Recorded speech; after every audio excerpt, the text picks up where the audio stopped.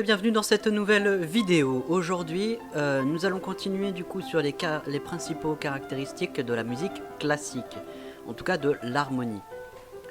Les harmonies en fait, l'harmonie en fait est très différente du contrepoint. L'harmonie en fait c'est l'art de l'accord et de son emploi, tandis que le contrepoint c'est l'art de composer les accords en ajoutant une ou plusieurs parties à une basse ou un chant. En gros, l'un se veut vertical, l'autre se veut horizontal. On va faire une petite liste un petit peu des procédés qui sont utilisés pour l'harmonie. Alors on a les accords parfaits, les accords de septième, les renversements consonants de l'accord parfait, les renversements dissonants de l'accord de septième, les retards et anticipations, les modulations, les cadences et les modulations chromatiques. Voilà, tout ça forme ce qu'on pourrait utiliser dans une harmonie. À vous référer à vos cours d'écriture. On a du coup pour le style classique, une simplification du langage harmonique. Le style galant des années 1760 tend vers un appauvrissement volontaire de ce vocabulaire. Se focalise sur des fonctions de tonique, dominante, sous-dominante et de degrés tels que le premier, le deuxième, le quatrième et le cinquième de la tonalité. La tonalité d'ailleurs, on en a un nouvel usage, un autre élément de dramatisation. Haydn et Mozart impliquent la musique conçue en termes de tempérament égal. Ils n'ont pas fait de démo de clavier bien tempéré à la Bach. On a une direction des dièses ou de la dominante avec un accroissement des tensions, et on a des directions des bémols ou des sous-dominantes en détente et repli. Voilà, en fait tout ça, ça fait référence à l'image que je vais mettre ici des cycles de quinte vers des bémols et vers les dièses.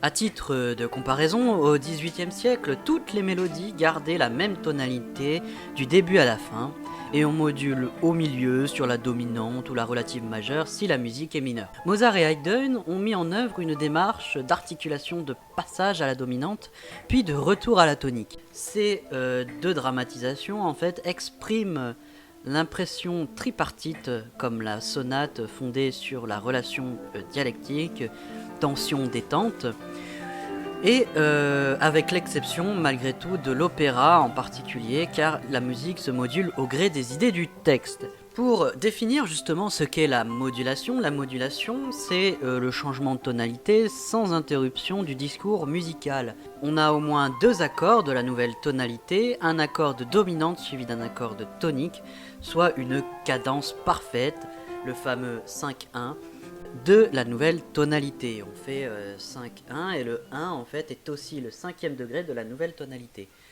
Voilà, petite astuce pour vos cours d'écriture. Si le premier accord est étranger à la tonalité initiale, il n'y a pas de modulation, c'est un simple emprunt. Ça dure juste le temps de la mesure. On a deux sortes de modulation dans un morceau quelconque. On a la modulation principale, qui a pour objet de présenter la pensée du compositeur simplement, avec l'utilisation des tons voisins que je vous remets ici avec le cycle des quintes. Vous allez finir par l'apprendre pour garder du coup une cohérence de l'ensemble du morceau.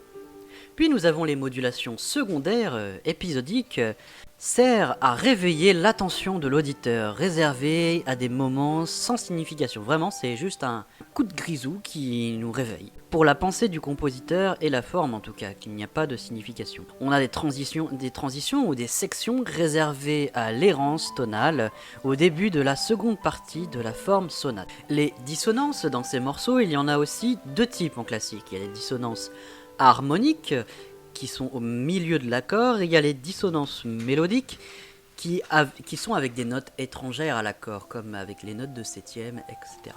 On a justement des dissonances qui sont admises. Les dissonances des septièmes de dominante, des septièmes mineurs de sensible, en gros que c'est la sensible, c'est-à-dire le septième degré d'une tonalité. On a un accord de septième diminué, qui souvent sont sur mineur en fait. On a les accords de quinte et de quarte augmentées ou diminuées, quarte plus quinte.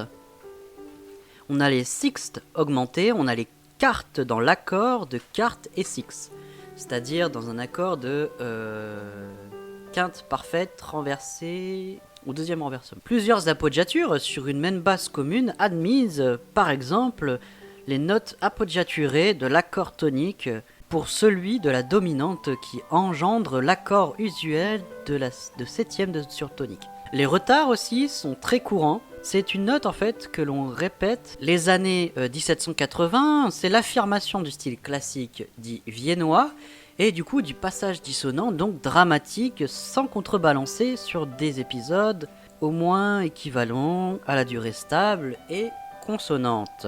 Voilà, j'espère que vous avez bien tout compris, que cette vidéo vous sera utile. N'hésitez pas à me le faire savoir avec un pouce en l'air, à me poser toutes vos questions dans les commentaires, j'y répondrai avec plaisir.